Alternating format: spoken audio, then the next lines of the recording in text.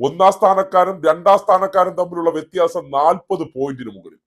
പുതിയ ടാം റേറ്റിംഗ് ഇടയ്ക്ക് തുടർച്ചയായി 4 ആഴ്ചയോളം റിപ്പോർട്ടർ ചാനൽ ഒന്നാം സ്ഥാനത്ത് എത്തിയതിനു ശേഷം അത് തിരിച്ചു പിടിച്ച ഏഷ്യാനെറ്റ് കഴിഞ്ഞ 3 ആഴ്ചയായിട്ട് ആ ഒന്നാം സ്ഥാനം നിലനിർത്തിക്കൊണ്ട് ഇനി അത് കൈവിട്ടു കൊടുക്കില്ല എന്ന തരത്തിലുള്ള എന്തെല്ലാം പോരുകളാണ് നടത്തിക്കൊണ്ടിരുന്നത്. എങ്ങനെ പോകാതിരിക്കും?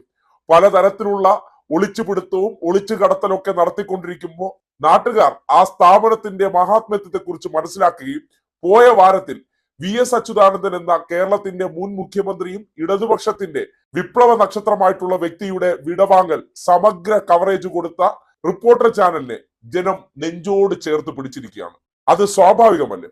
ശരിയുടെ പക്ഷത്ത് നിൽക്കുമ്പോൾ, യാഥാർത്ഥ്യങ്ങൾ പറയുമ്പോൾ ഡോക്ടർ അരുൺകുമാർ ഉൾപ്പെടെയുള്ളവർ VSന്റെ ജീവനുമായി ബന്ധപ്പെട്ട യഥാർത്ഥ ചരിത്രങ്ങൾ ജനങ്ങളുടെ മുന്നിലേക്ക് എത്തുകയും വിലാപയാത്രയുടെ ഒരു നിമിഷം പോലും ചോർന്നു പോകാതെ ഇടവേളകളില്ലാതെ